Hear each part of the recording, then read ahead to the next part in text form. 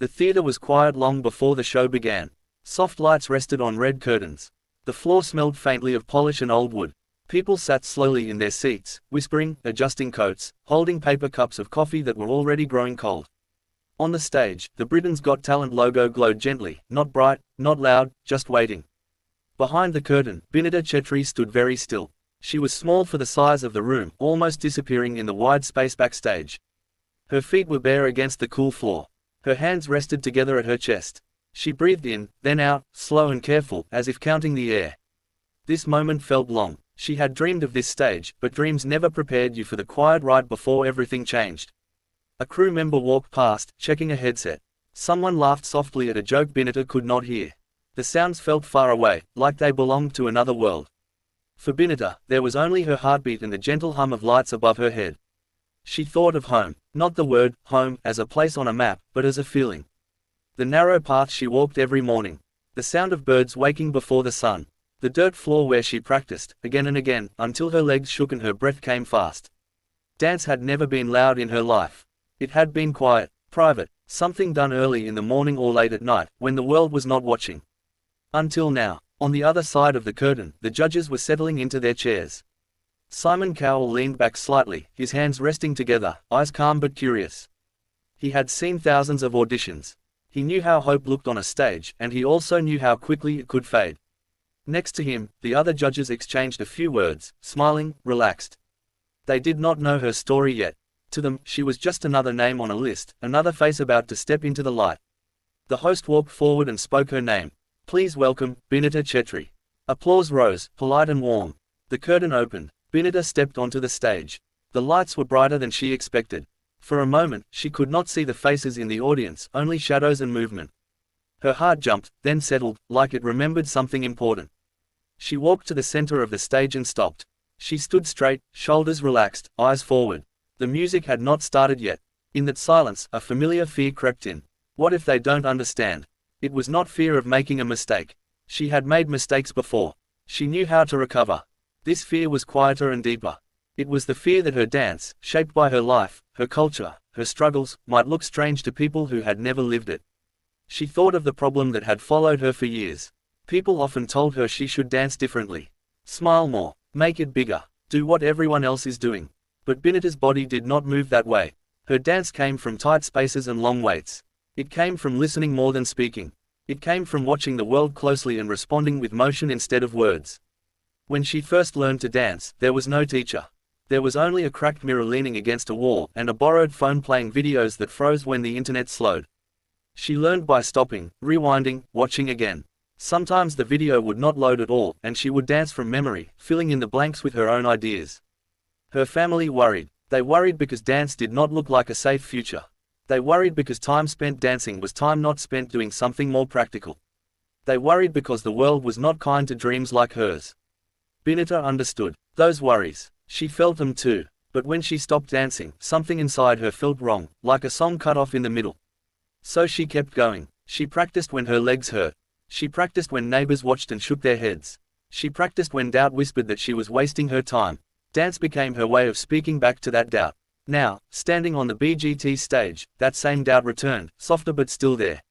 The music began. It started low and slow, a steady rhythm that felt like a heartbeat. Binita did not move right away. She let the sound fill the space. She let it travel through her feet, up her legs, into her chest. Then, gently, she lifted one hand. The movement was small, almost unnoticeable. Her fingers curved as if touching the air itself. Her wrist turned, smooth and controlled. It was not a move meant to impress. It was a move meant to feel. The audience leaned in, without realizing they were doing it. She took a step, then another. Her body flowed forward, then pulled back, like a tide responding to the moon. Her face stayed calm, focused. Every motion felt intentional, like a sentence spoken carefully, word by word. Simon Cowell sat up a little straighter. There was something different here. Binita's dance was not trying to be loud. It was not chasing applause. It was telling a story without rushing. As the music grew stronger, her movements changed. Her feet struck the stage with sharp precision. Her arms cut through the air, fast and exact, then softened again, melting into curves. She shifted from control to release, from stillness to explosion, with no warning. It was surprising, but it did not feel forced. It felt honest. The relatable problem that had shaped her life was unfolding in front of everyone, the struggle between being seen and staying true. Between performing for others and dancing for herself. At one point, she stumbled. It was brief. A foot landed slightly wrong. For a split second, the mistake was there, clear as daylight. The audience held its breath. Binita did not stop. She turned the stumble into a spin. Her body adapted, flowed, found balance again. The mistake disappeared, not erased, but transformed. That moment mattered more than any perfect move. Because it showed something real. She was not a machine. She was a human being responding to the moment. The music shifted again, rising faster now, layered with deep beats and bright sounds. Binita's body answered with speed and power. Her jumps were high, her landings quiet. Her torso twisted, bent, snapped into place. Her face changed too. The calm focus gave way to intensity. Her eyes burned with energy. Her expression told of long nights, of effort unseen, of frustration and hope living side by side. This was the gentle twist. What started as a quiet, almost fragile performance grew into something fierce and unstoppable. Not because she tried to impress, but because she allowed herself to be fully present.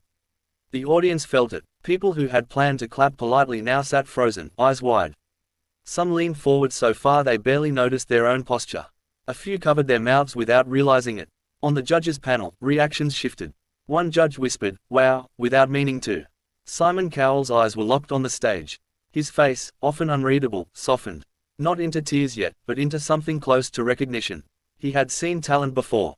He had seen skill. What he was seeing now was something harder to find. Truth. The music reached its peak. Binita moved faster than ever, yet every move remained clear. Her body spoke in sharp lines and soft waves, intention and release. She spun, dropped low, sprang back up, her breath visible in the rise and fall of her chest. Then, suddenly, the music stopped. Silence. Binita froze in place, one arm extended, fingers spread, eyes lifted toward the lights. She held the pose. 1 second passed, then another. Her chest rose as she took a final breath. She lowered her arms slowly and stood still. For a heartbeat, the room remained quiet. Then the applause hit. It was not polite. It was loud, sudden, and full. People stood up without thinking. Hands clapped hard. Cheers broke through the noise. The sound filled the theater, echoing off the walls, wrapping around the stage. Binita blinked. The noise felt unreal at first, like hearing the ocean after a lifetime of streams. She bowed slightly, once, then again, her movements still calm, still controlled. The judges stood too. Simon Cowell remained seated for a moment longer, watching her, then he stood as well. His applause was slower, measured, but his expression said more than speed ever could. When the clapping finally eased, the host spoke, but Binita barely heard the words. Her ears rang softly. Her legs felt light, almost floating. Simon Cowell leaned toward his microphone. That, he said slowly, was extraordinary. The word landed gently, without drama. He paused, choosing his next words with care. You didn't just dance, he continued. You told a story. And I felt every second of it. Binita nodded, her hands still trembling slightly at her sides. Another judge spoke about her control, her originality, her courage. Another mentioned how rare it was to see someone so young so connected to their movement. Binita listened, but her mind drifted. She thought of the cracked mirror back home. She thought of practicing on uneven ground. She thought of the times she almost quit. This moment did not erase those struggles. But it honored them. When the final decision came, it felt less like a shock and more like a confirmation. A recognition that her voice, spoken through dance, mattered. As she left the stage, the lights dimmed behind her. Backstage, the space felt smaller again, quieter. But Binita was not the same person who had stood there before. Her problem had not disappeared. The world was still uncertain. Dance was still not a guaranteed future. Doubt would return, she knew that. But now, doubt had competition. She had proof. Proof that her way of dancing, her way of being, could reach people far beyond the places she had known. She sat on a bench, breathing slowly, letting the adrenaline fade. A small smile appeared on her face, not wide, not showy, but real. Outside, people talked excitedly about her performance. Clips were already being shared, reactions forming, opinions spreading. The noise of attention was growing. Binita stayed still. She closed her eyes and stretched her fingers, feeling the familiar sensation of movement waiting to happen again. Dance was not finished with her. And she was not finished with it. Later that night, when the theater emptied and the lights turned off one by one, Binita walked out into the cool air. The sky was dark, dotted with distant stars. She looked up and took a deep breath.